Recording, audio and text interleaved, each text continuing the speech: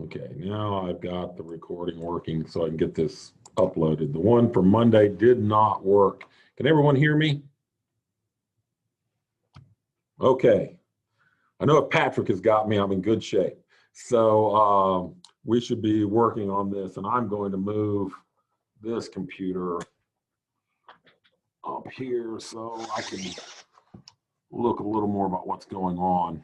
Okay, so we're going to continue working on our Gantt chart over the next,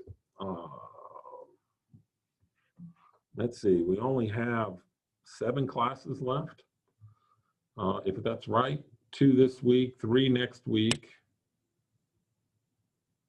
and actually 3, so we got 8 classes left. Actually, only one left this week. So yeah, we're down to 7 classes.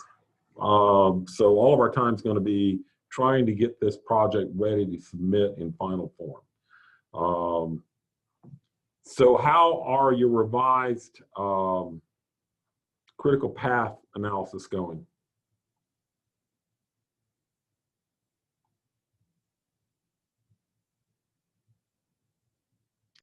Are you laughing at, Kayla, are you laughing at the question or something else? I mean, it was a bit rough.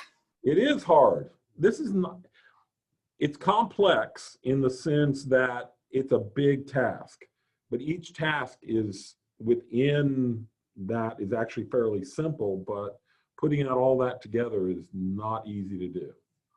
So how many of you feel really comfortable with what you've done so far? Anybody? Nobody. Nobody feels comfortable with it, really? I'm not hearing any voices. You got to put your back on, take yourself off mute if you're going to talk. Remember that. How many have resubmitted at this point? Okay. All right. New rate. Still resubmit today.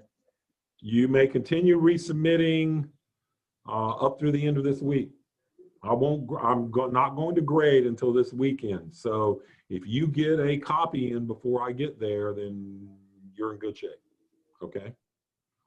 So I probably won't get to it till Saturday evening.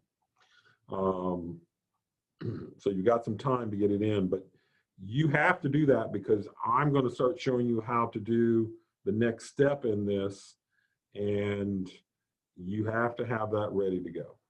Okay, so let's go to, I'm going to share my screen on the next one. I want you to pull up the complete data set that you're working with. Pull it up in Excel.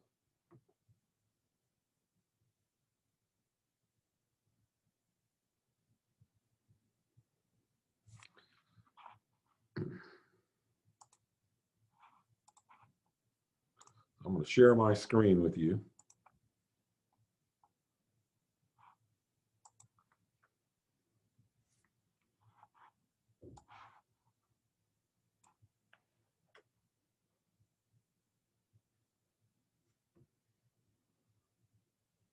Notice the data set is included in the sheet that I'm sharing with you.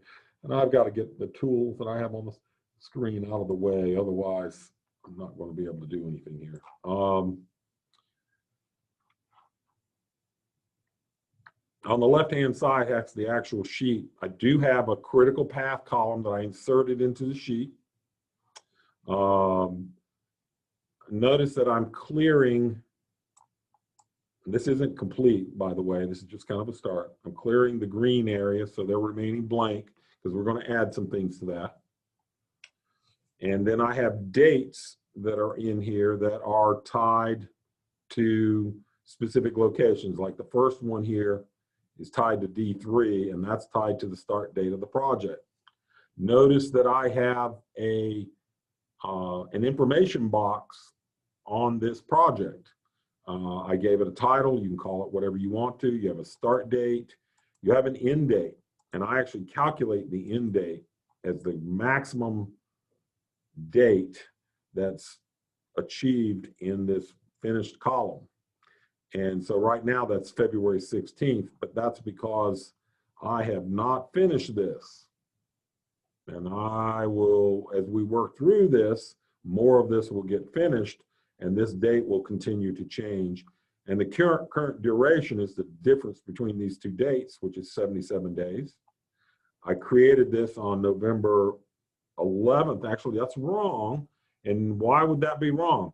The reason it's wrong is because I used the today function. You could also have used the now function, but that updates every time you open the spreadsheet. So that's the wrong one. I really want this to say 11, 10, 20. There we go. Just like that. So that won't change going forward. And then I created it. So you'll put the same information in yours. And I will post this video right after class, but you can take screenshots of this as we're going along. That will be helpful.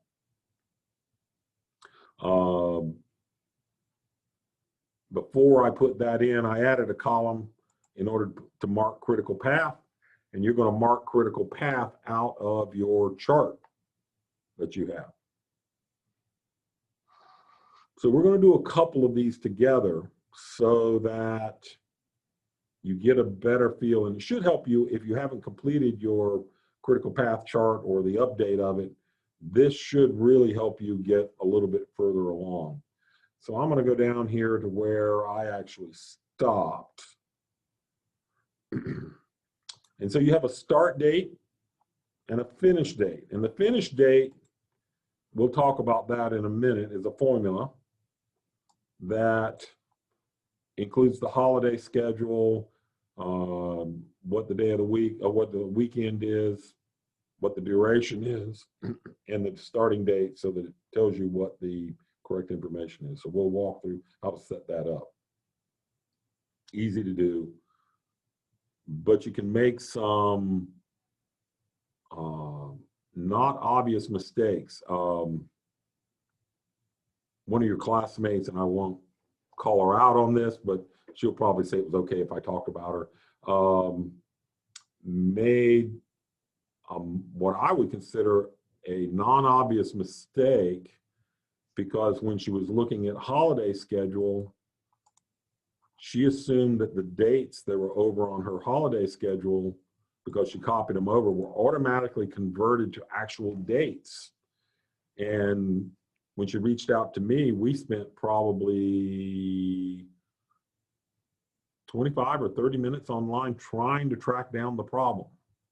And it took a long time to figure that out, because the dates look correct when you were just looking in Excel, but when you tested the dates didn't work. And so you have to make sure you actually have a real date in your holiday list. So you'll also set it up so that these get color changes on them as you're moving through this. You'll set up dates across the top. We'll talk about how to do all of that, set this up. And so your end product will have all of the tasks on here being plotted to the right of the task that's involved. And so I have plotted, and it's automatic because I've got it all over the whole sheet. So my plots run down through about right here. So yeah, that's right where it ends. So it automatically plots when we do this. So, but let's take item number 36 right here. And I need you to tell me how I know what date that task is supposed to start.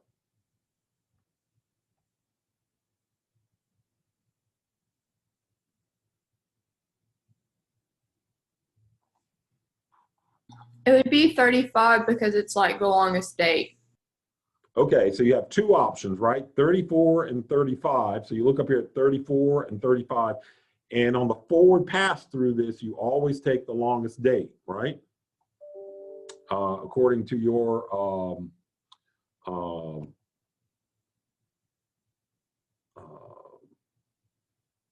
critical path analysis. So you would click on this and you simply go equals, and you would click on the finish date of 35. And that brings it down and puts it into place. That gives you the correct start date. Now, I already have a formula in here on the right that automatically sets the correct end date. So now I come down to 37, and it says the prerequisite of 37 is 36. So I don't have an option. I go up and I get the end date of 36, and I bring it down, just like that. Now, 38 has an end date of 30. So you go equals, and I go up and I get 30.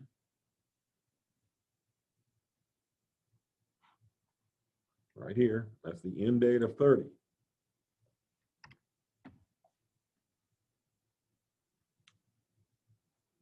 And you can keep working your way down the list until you get all those put into place. Now, that's great for getting your start date. So how do I get the end date to work correctly? So I'm going to come up and we're going to look at this formula. So we'll click inside of it and it'll make everything show up. So you should be able to see that I'm using the workday.intl function, the one that there's also a link to the video on how to do this in this week's videos. And you have two major links, 3 links you have to put into this formula. But once you have it set up, it will work every time, which makes it great. So if you go in and say, okay, it's going to pick up G12. Well, G12 here is column G, and there's row 12. It's the same row.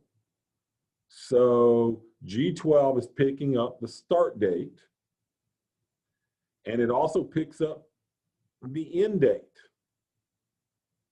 in E12. Pretty simple, and the reason I'm using a relative reference, using the cell reference, is because I don't want to manually enter those every time. I would like them to do a live update for me. When you click on here, you have the option of what weekend schedule to choose with this, and one is by default for Saturday and Sunday for the Western world. Holidays, in this case, says that it's picking up from the holidays spreadsheet. Down here at the bottom, you can see it, holiday. It uses an exclamation after it, but then you can go over here and you can click on it and look at it. And mine runs from B3 through B15. And those are absolute values. I don't care where I'm using them on this spreadsheet, they're going to look exactly the same every time. So you want to make sure you have the dollar signs before the column and the cells for the range. Every time. So it'll replicate for you without a problem.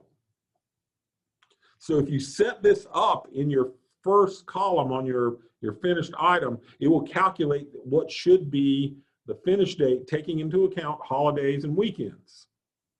So your first one's coming up as December 12th right here, or I'm sorry, December 1st. That's on a Tuesday, and it takes 1 day to complete that, and that's on a Wednesday. I know they have 0 duration in here. There's no such thing as a 0 duration. Because if you're expending money, if you're expending time, it can't be a 0. It has to be day 1. You can actually have minus days in a project too. So if you wanted to have something that was truly 0, then you could go backwards. But if you're getting value out of something, there has to be somebody spending time or money or using some type of asset in order to accomplish something. That's part of your project, should be included. So notice I cleared out everything in the green up here. The green says that everything underneath this is called contracts. And so that's great. All that works really well together. Do we see that? So, and the reason you have these headers is so you can answer generalized questions by the people who want to know. So if I ask you, when are you planning to start contracts? What day are you planning to start it on? 12/1. 12/1. So you're looking in the start column here. And so what you're really planning to do is you're going to use one of the functions I've already taught you. It's the min function for the minimum number of everything in this column under that section.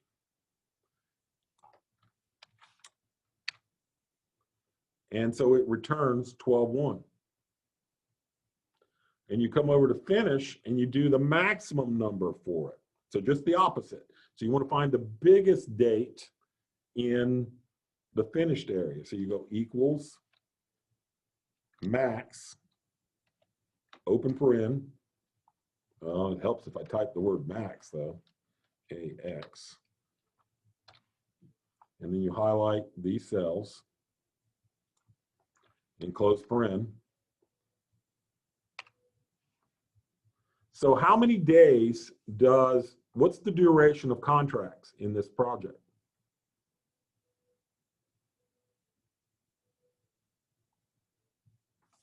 You simply go equals the finish date minus the start date. It takes 3 days to finish contracts. Does that make sense? What if I didn't want it to say 3, that I'd really like it to give days afterwards? And that's really easy to do. You come up, you put this in parentheses, and then we use our friend ampersand, put a space in, days, close. And if the dates change and it gets longer or shorter, this is automatically going to update every time. So now we know that contracts start on the 1st, they end on the 4th, and they take 3 days to complete. That's for items number 2 through 8. Does that make sense? Since you'll have the video, and the video is working right now, I'll get that uploaded so you'll be able to go back and rewatch how to do that. It's a really simple function. It's using min and max to help you gather the data, and then you can dress up days, do the subtraction of those two to turn out what you've got.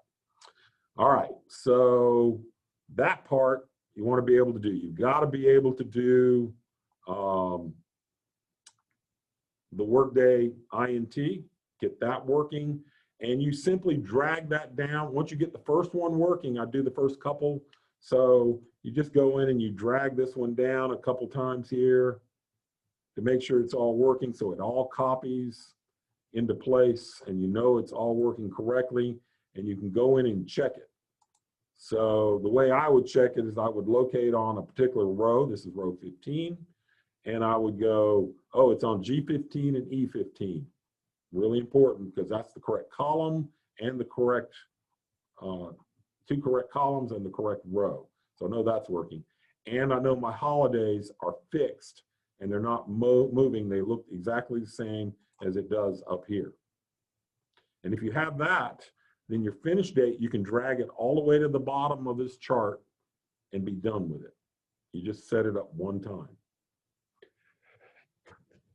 Excuse me.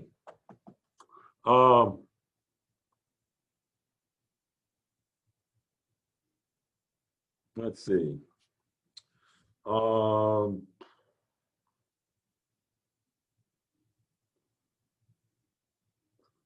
I'm going to give you a minute, and I would like you to go in and set this up on your, I would like you to go in and set up the min-max for start and finish and the difference on your chart right now. Let's go ahead and do that.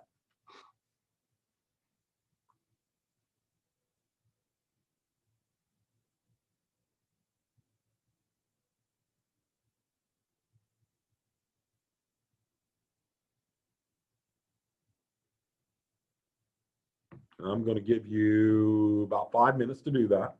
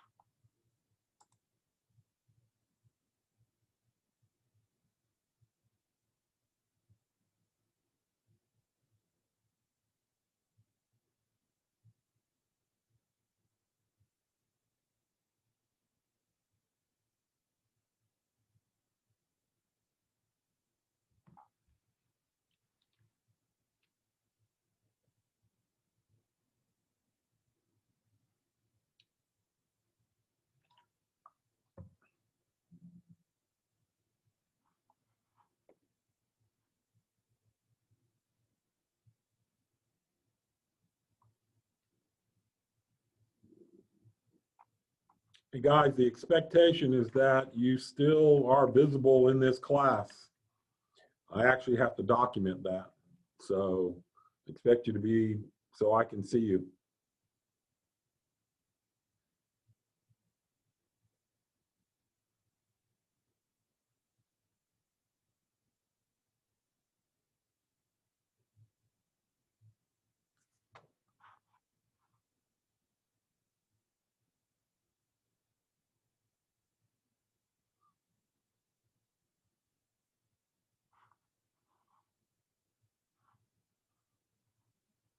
If you finish this up, those two operations very quickly, I'd like you to go in and add rows so that you can put in the information box at the top of this table.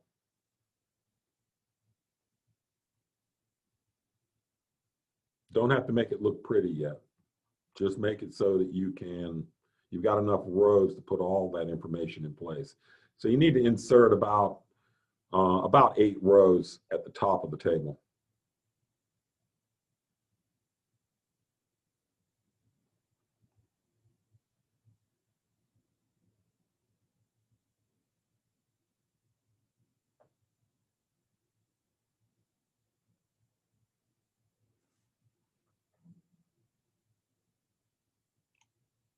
If you get stuck, it's worth asking a question. Don't just sit there.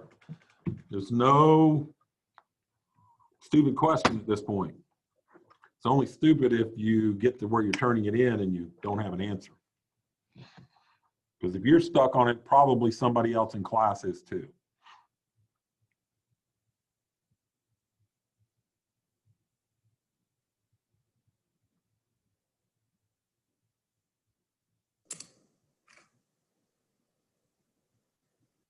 Professor Bailey. Yes, sir, Hunter. Do you want us to change our start date to December 1st, 2020? Yes, but it needs to be an active date so that you put it in that cell where it says start date up there at the, I have it up on row 3. I'm assuming you can see that. And at the top so that all your references to that start date will be from that point on. Okay. Okay, and I don't really care what your start date is. It's just, it's a place to put it in but so that you can dynamically change it. How do we add rows at the top? So you highlight, you simply go up and you put in how many ever you want. Say I'm going to do, I pick that number right there, and you right click, insert, and it'll put it in automatically. Okay, thank you. Control Z undoes whatever you do.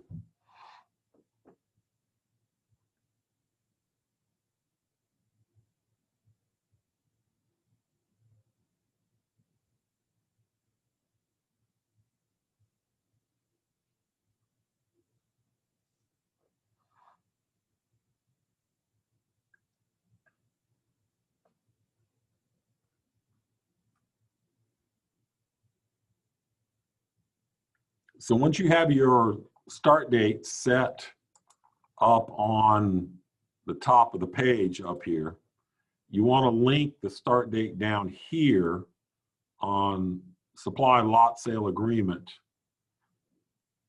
to that date. That begins the project.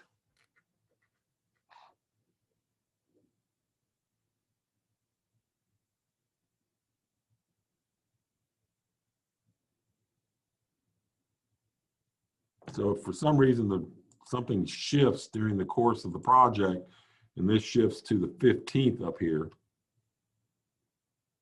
all my entire table changes. My entire project plan changes because of it.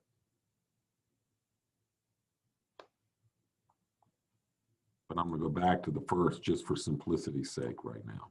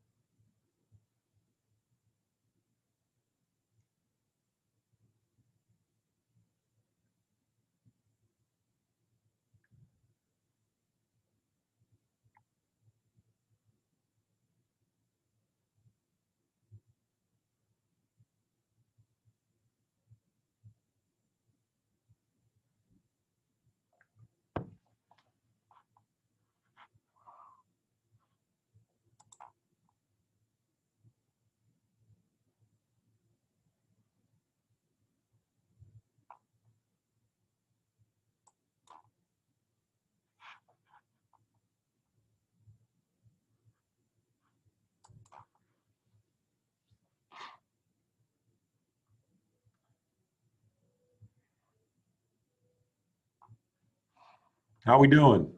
We get those in?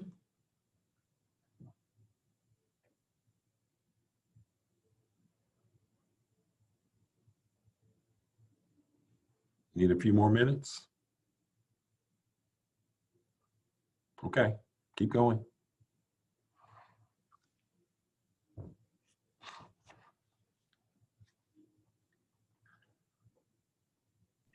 How do you get like the end date that's in like the little blue box? Oh, we'll talk about where those come from.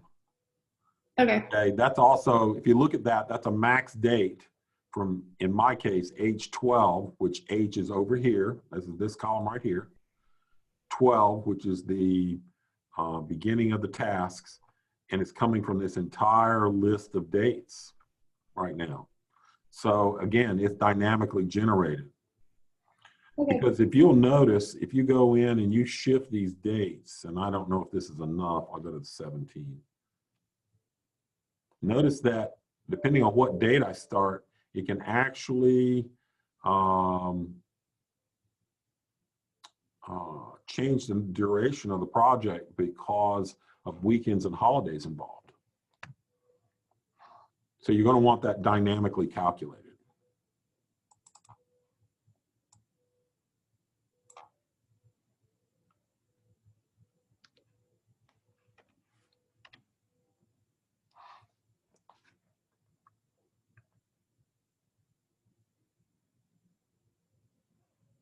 I also don't know if you noticed that every time I change the dates, this over here changes too. These, let me move this out of my way. The months and days and weekdays and all change. They're all set up to be dynamic.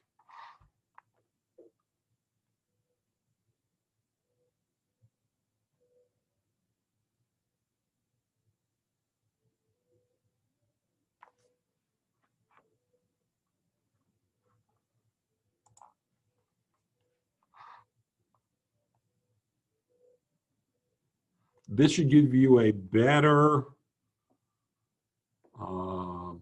insight as to what we're going to be doing or what your project should look like in the end on this one. Then you're going to go over, after you get your critical path completed, there's more we're going to be doing, but you're going to mark critical path over here.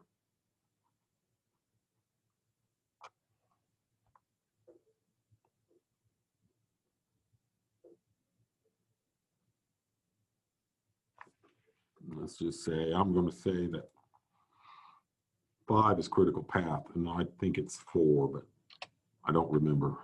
And I'm going to mark it. And once I've marked it, we'll have something else trigger off of that later on.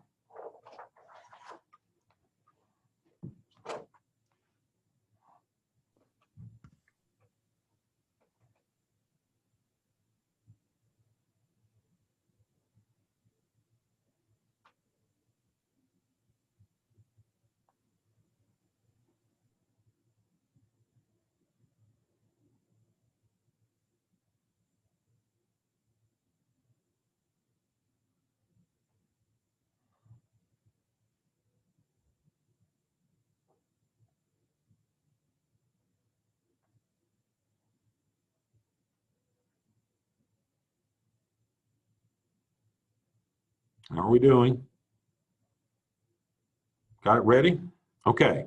If you're still trying to catch up, it's okay. You can go back and watch the video later, but I want to get a few more things in. So now we've completed that you need to set this up. You need to set the start date for ID item number 2 equal to this date. If you can see, mine says D3, and that's D3 right there. I get the end date of the project is a calculated date.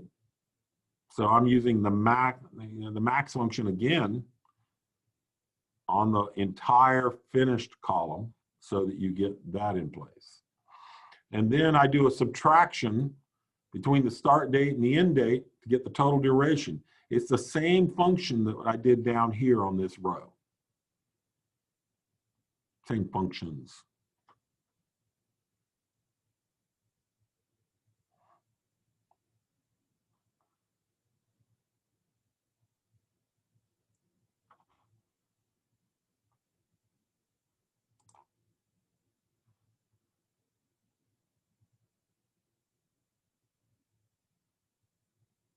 Yes, I did put border. I got these questions.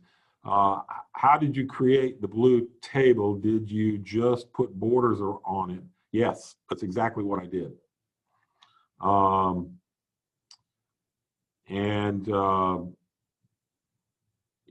You do a fill.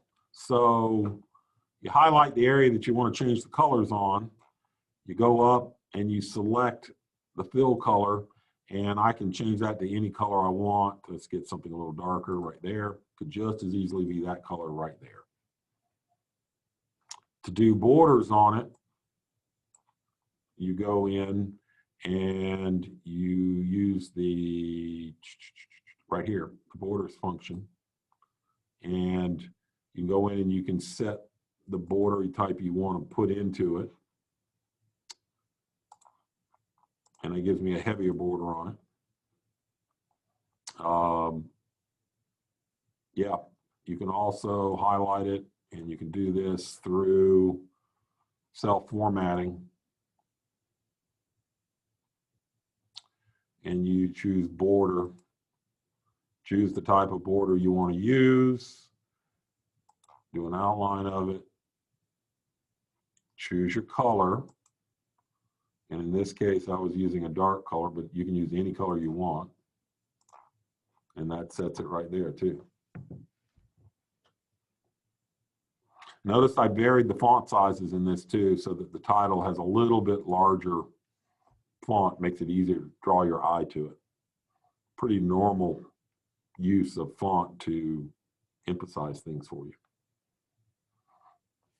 There's also a column that's not visible in here, number 7, that I actually have the dates in.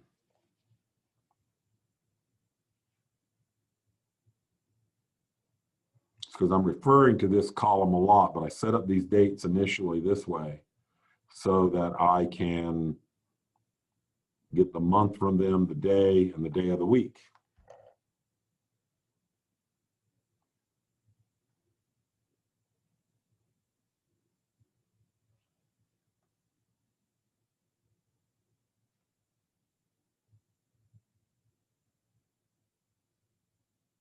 Everybody good with this? You type in the first one. You can do this. I wanted this to be dynamic. So the first one comes from this location at D3. Notice that. And then I just add one to it and drag it all the way down as far as I need to. Makes it very simple to do. How many know how to turn it vertically like that? It's awful convenient to be able to turn it vertically. You use this function up at the top, this little AB with an arrow on it. It's called orientation. And if you click on that, there are a couple ways you can do this, but I always use this tool, open up this device, and it allows you to change the orientation of the text to horizontal to 45 degrees, 45 in the other direction, turn it downward. You can turn it any way you want to. And for instance, if I were to leave it at 45 degrees, they would suddenly look like that. And I'm going to take it back, undo it so it stays in the vertical. But it makes it so you can write vertically, you can read that pretty well. In the end, I actually go and I hide this row completely just by dragging up and hiding it. Just like that. And I overdid it. I got 6 too narrow.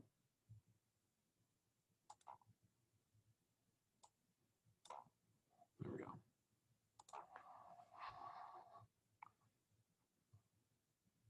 So your assignment now is to continue to work down this spreadsheet to complete the finish and the start dates on this. And to put in the divider information for each one of the areas. So in site work, you go in and you put in the start and finish dates for that part of the project and the duration for it.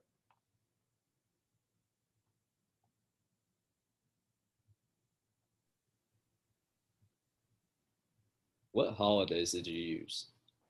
It doesn't matter. You can use your own holiday list, but there's my holiday list.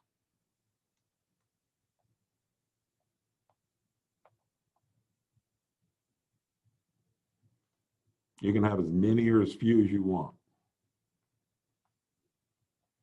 Or if you want to pick an international company, country where you're going to do this project, you could use theirs. Look it up on Google, get their holiday list and put it in. This came back from Google. Oh, I hate Google.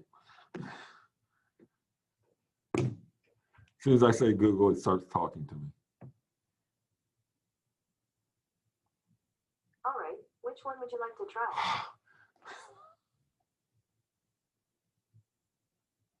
Not as bad as Siri, but yeah. Okay. Everybody basically get this? What you've got to do now? Going on, at least on this step, we're not done by any stretch of the imagination. We have a lot we're going to do yet. But this gets us to the point we can get into those areas. I've got a quick question. Yes, sir. Can you go back to the data set? So in your first row, it has it at the duration for 3 days, but in the original one, it's 0 days. So how'd you Right. get from 0 to So 3?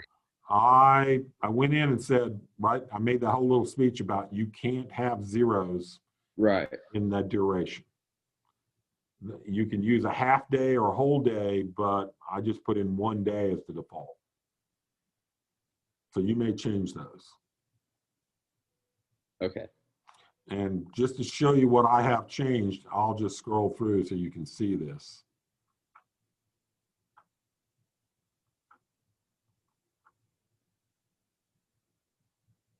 Now I still have, like, right there, it'll show duration 17 days.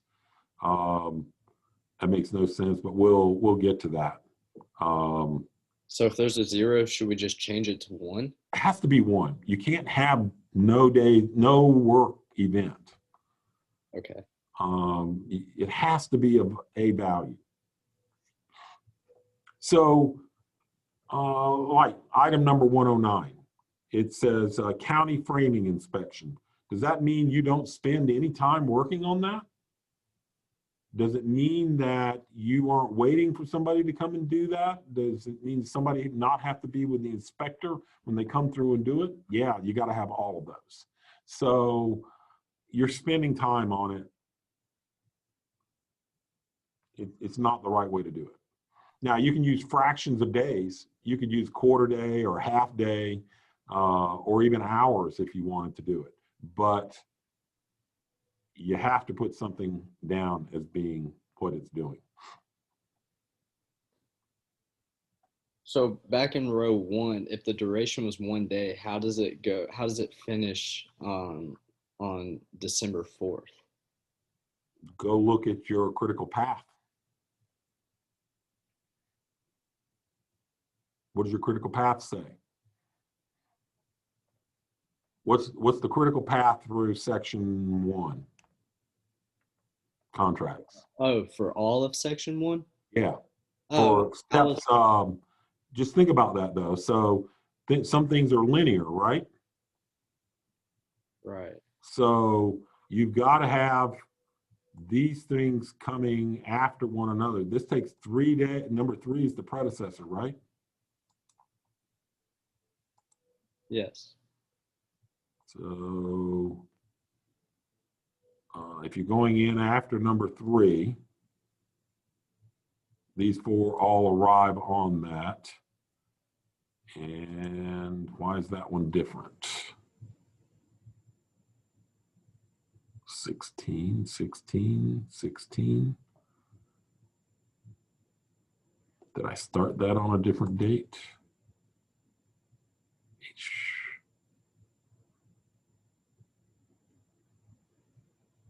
Did. I started it on the wrong date. Should have been on 3, not 4. There you go. Now it only takes 2 days to do it. Okay. That help? Yes. So these dates in the green areas, when you do these, do help you to check what you've done or what it should be. If something looks odd, it probably is wrong and you need to fix it.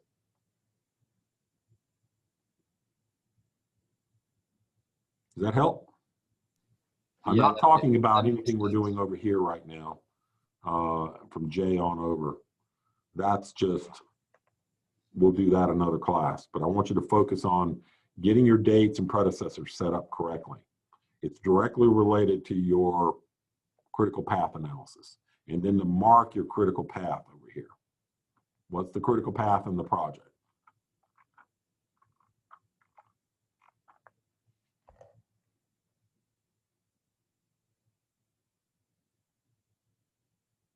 Any other questions?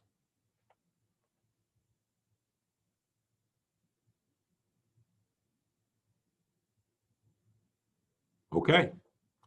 Guys, I'll see you on Friday. We're going to be continuing the project. We'll do, we'll start this process of how to set up the calendar over here, which is, involving date and time functions. And we will get through that. And then the next Monday's class, we will deal with how to set up these cells on the inside. And then we're going to have how to identify, which is not on here yet, holidays and weekends, how to mark them on the schedule so it's obvious what's going on. Okay? Any questions? All right. Guys, fun class. Look forward to seeing you on Friday. Work on this. There's no shortcuts here. You have to do it. This is not available on the web. You can't go out and just download the answers to it. It doesn't exist. You have to go and do this. Just put the time in. It's just simple logic you're going through. It's not easy. Don't get me wrong. It's not easy, but it's very doable. So go to work, and I will see you guys on Friday. Bye-bye.